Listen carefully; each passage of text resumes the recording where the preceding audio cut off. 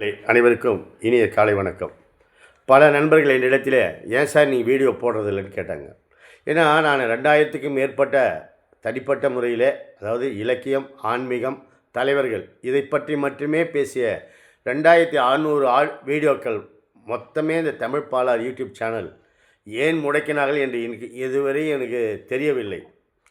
ஆனால் அந்த வீடியோக்களை அவன் விட்டு வச்சிருக்கலாம். இந்த சேனலை க்ளோஸ் பண்ணுறதுக்கு ஏதாவது அப்பீல் பண்ணோம், அதுக்கு ஒரு வழிமுறை சொல்லியிருக்கலாம். ஆனால் அவங்க சொல்லலை. பரவாயில்லைங்க, நம்ம உழைச்சோம், கஷ்டப்பட்டோம். ஆனால் அந்த 2600 வீடியோக்களில் நான் ஒன்லி லிட்ரேச்சர், பக்தி, இந்த மாதிரி அரசியல் தலைவர்கள், சமுதாயத்திற்கு உழைத்த விஞ்ஞானிகள், அறிவியல் வல்லுநர்கள், சமுதாய சிந்தனையாளர்கள், இளைஞர்களை உற்சாகப்படுத்திய உன்னதமான தலைவர்கள் அவர்களை பற்றி மட்டுமே பேசிய அந்த வீடியோக்கள் என்னிடத்தில் இல்லாமல் போய்விட்டது. அதை நம்ம பென்ட்ரைவில் எடுத்து வச்சு சேவ் பண்ணவும் இல்லை. எப்படின்னா யூடியூப்பை அழிய போகிறதில்லையே என்கிற ஒரு அளவுக்கு மாரி நம்பிக்கையில் அது கோட்டை விட்டோம்.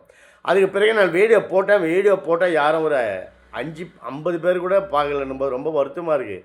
சில தேவையற்ற செய்திகளை ரொம்ப அழகாக இதை சொல்கிற விதம் அழகாக இருக்குது. ஆனால் அது 5 மில்லியன், 5 மில்லியன், 10 மில்லியன், கோடிக்கணக்காக வியூஸ் போகுது என்பதையெல்லாம் பார்க்கிற போது நம்ம இந்த வீடியோக்கள் பேசுவது அவ்வளோ எனக்கு உடன்பாடாக தெரியல. ஆனாலும் மனசு கேட்கல, பல நண்பர்கள் கேட்குறாங்க. அதனால் நான் வீடியோ நீ போட்டே ஆகணும்னு நினச்சதுக்கு காரணம், பேரறிஞர் அண்ணாவினுடைய உண்மையான தொண்டர்களாக அந்த நாள் முதல் நான் வாழ்ந்து வருபவன். காரணம், நான் ஒரு ஆன்மீகவாதியாக இருந்தாலும் கூட அண்ணாவை எனக்கு ரொம்ப ரொம்ப பிடிப்பதற்கு காரணம், அண்ணா அவர்கள் எப்போது வேலூர் வந்தாலும், வேலூர் கஸ்பாவிலே பிள்ளையார் கோயில் தெரு என்ற ஒரு புகழ்பெற்ற வீதி இருக்கிறது. இன்றைக்கும் பிள்ளையார் கோயில் வீதி தான் அதற்கு பெயர் நினைக்கின்றேன். அந்த பிள்ளையார் கோயில் வீதியில் பிள்ளையார் கோயிலே அந்த வீதியில் அந்த ஆரம்பத்தில் கோயிலுக்கு பக்கத்திலே இருக்கிற வீடு தான் மாப்பா சாரதி நகர்மன்ற தலைவராக இருந்தவர், வேலூர் சட்டமன்ற உறுப்பினராக இருந்தார். அண்ணா அவர் வீட்டில் வந்து தான் தங்குவாங்க.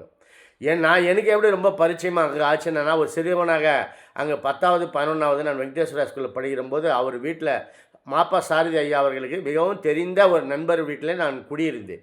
அவர் எப்போவுமே சாரதி ஐயா வீட்டுக்கு போகும்போதெல்லாம் என்னை கூட கூட்டும் போவார். அப்போ அண்ணாவும் தங்கியிருப்பாங்க. தந்தை பெரியாரும் அந்த வீட்டில் வந்து அடிக்கடி தங்குவது வழக்கம். அப்படி அண்ணாவுடைய எழுத்துக்கள், அவருடைய ஆங்கில எழுத்துக்களை இந்த 10வது 11வது படிக்கும்போது நிறைய படிச்சிருக்கேன். அவருடைய அன்புள்ள தம்பிக்கு என்கிற அவர் கடிதங்களில் ஒரு மிகப்பெரிய இலக்கிய புதையல்களாக இருக்குங்க. சங்ககால இலக்கியம் முதல் கொண்டு அவரது எதுகை மோனை, அடுக்குத்தொடர், சந்தம், அதாவது அருணகிரிநாதரில் எப்படி நீங்கள் கவிதையில் சந்தம் பார்க்குறீங்களோ, நான் அதிகமான இது ஓமையாக சிலர் என்னை கேலி கூட செய்யலாம். ஆனால் உரைநடையிலே, சண்ட நடையிலே அவர் ஒரு வரி, ஒரு பேராகிராஃபில் பார்த்தீங்கன்னா ஒரு 10 அல்லது 15 வரிகளில் மொத்தமே சந்தமாகவே இருக்கும். செந்தமிழிலே அப்படி ஒரு சிங்காரமான நடை அழகு, அண்ணாவினுடைய எழுத்தழகு, பேச்சழகு சொல்ல வேண்டியதே இல்லை, உலகத்திற்கு தெரிஞ்ச விஷயம். அதனால் அவருக்கு ரசிகராக மாறினாங்க. அன்றிலிருந்து அண்ணாவின் புகழ்பாடி கொண்டிருக்கின்ற சில தம்பிகளில் அடியேனும் ஒருவன். 10/9/68 1968 அவர் நியூயார்க் போனாங்க. உடம்பு சரியில்லைன்னு செக் பண்ணுறதுக்காக, மருத்துவ தேவைக்காக சென்றாங்க. ஆனால் அவர் 10/11/68 ரிட்டர்ன் ஆகிட்டார் மெட்ராஸுக்கு. டாக்டர் ஸ்ட்ரிக்டாக அட்வைஸ் பண்ணுறாங்க, நீங்கள் பொது நிகழ்ச்சியில் எதையும் கலந்துக்கூடாது, அரசியல் அலுவலர் பணிகளிலும் நீங்கள் ஓய்வெடுத்து நீங்கள் அதை பாருங்கள், நீங்கள் பப்ளிக் மீட்டிங்லாம் போக வேணாம்னு அட்வைஸ் பண்ணி அனுப்புகிறாங்க டாக்டர் கமிட்டி. ஆனால் அண்ணா தமிழ்நாட்டுக்கு வந்து மெட்ராஸில் வந்த அந்த 1968 நவம்பர்லேருந்தே நிறைய ஃபங்க்ஷன் அட்டன் பண்ணார். தமிழ்நாடு என்று பெயர் மாற்றம், ஏன்னா தமிழ்நாடு என்று பெயர் மாற்றம் ஆன பிறகு இருந்த முதலமைச்சர் அவர் தான். சென்னை மாகாணத்தின் கடைசி முதலமைச்சர், தமிழ்நாட்டினுடைய முதலமைச்சர். டாக்டர்களுடைய அட்வைஸை மீறி பொது சேவையையும் மக்கள் தொண்டே மகேசன் தொண்டே என்று சொன்ன அந்த மாமேதை மக்களுக்கு பணியாற்றிய காலத்தில் அவர் மீண்டும் உடல்நிலை சரியில்லாமல் அவர் 3/2/1969 சென்னையிலே மறைந்தார். 4/2/1969 அவரது இறுதி ஊர்வலம் நடைபெற்றது.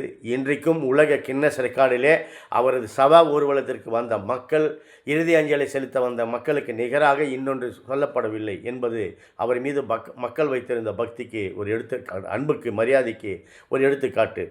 அவர் நடராஜ பங்காரு அம்மாளுக்கு குழந்தையாக காஞ்சிபுரத்தில் பிறந்தபோது அடுத்த தெருவுக்கு கூட அந்த செய்தியாக தெரிய வாய்ப்பு இருந்திருக்காது. ஆனால் அவர் மறைந்த பிறகு பல கோடி மக்களுடைய இதயங்களினுடைய வேதனைகளை கண்ணீரையும் சுமக்கின்ற அளவிற்கு அவருடைய இறுதி பயணம் அமைந்து விட்டது. அவருடைய ஆட்சி காலம், பொற்காலம், அவரது எளிமை, அவரது இனிமை, அவரது இரக்கம், அவரது அழகு தமிழ், அவரது பேச்சு, மக்கள் தொண்டு, அவர் என்ன அழகாக சொல்லி வைத்திருக்கின்ற அந்த பழமொழிகள் இருக்கிற கடமை, கண்ணியம், கட்டுப்பாடு. இதுவரை என்ன சார் சொல்லணும் ஒரு மனிதனுக்கு? கடமை உணர்வு தேவை. கடமை ஒழுங்காக செய். என் கடன் பணி செய்து கிடப்பதே என்று அப்பர் சொன்னார். அண்ணா சொல்கிறார், என் கடமை நீ ஒழுங்காக செய்ப்பா, அது கண்ணியமாக செய். அந்த கண்ணியம் மட்டும் அதில் போதும், கட்டுப்போட்டாலும் வாழு என்று சொல்லிக் கொடுத்த அந்த மேதையினுடைய வார்த்தைகளை இன்றைக்கி நினச்சி பாருங்கள். அதுக்கு மேலே நம்ம எதுவுமே சொல்கிறதுக்கு இல்லை. ஆக அண்ணாவுடைய நினைவு நாளை இன்றைக்கு கொண்டாடுகிற நாம் அண்ணா சொன்ன பொன்மொழிகளை மனதில் வைத்து ஒரு முறை படித்தால் போதும். கத்தியை தீட்டாதே, புத்தியை தீட்டு. வன்முறை என்பது இரு பக்கமும் கூர் உள்ள ஆயுதம் என்று அழகாக சொல்லியிருக்கிறார். மாற்றான் தோட்டத்து மல்லிகையும் மணக்கும் என்று சொன்னது வேலூரில் தான். நான் வேலூர்காரன். ஆக வேலூரிலே காந்தி சிலையை அண்ணா திறக்க வைத்தாங்க சார். இதை நினச்சி பாருங்கள். வேலூரில் இருக்கின்ற காந்தி சிலை பேரறிஞர் அண்ணா திறந்த சிலை. அப்போ திறப்பு விழாவில் தான் மாற்றான் தோட்டத்து மல்லிகைக்கும் மனம் இருக்கும் என்று சொன்னார். இப்படி துர்க்கின் எப்படி வெல்லும்? அவரது வார்த்தைகளை எனக்கு பிடித்தது, ஃபாலோ பண்ண வேண்டிய வார்த்தை. கடமை, கண்ணியம், கட்டுப்பாடு. தன்னை வென்றவன் தரணியை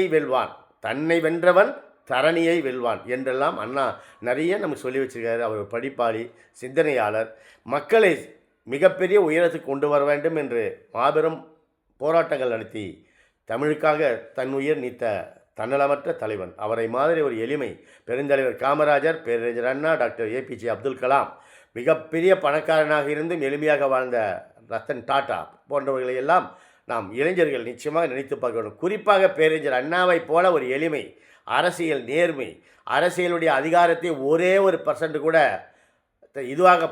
தவறாக பயன்படுத்தாமல் மிக எளிமையாக வாழ்ந்து மறைந்த ஒரு மாமேதை, பிள்ளையார் பக்தராக இளமையில் இருந்ததாக டாக்டர் அண்ணா பரிமளம் அண்ணாவின் வாழ்க்கை வரலாற்றை பதிவு செய்திருக்கார். கடைசியில் ஒரு வார்த்தை சொன்னாங்க, நான் பிள்ளையாரையும் உடைக்க மாட்டேன், பிள்ளையாருக்கு தேங்காயும் உடைக்க மாட்டேன் என்று கொள்கையை சொன்னாரே. இதை விட என்ன சார் சொல்ல முடியும்? பேரறிஞர் அண்ணாவை இந்த நாளில் நினைவு கூறுவோம். வாழ்க அண்ணாவின் நாமம்.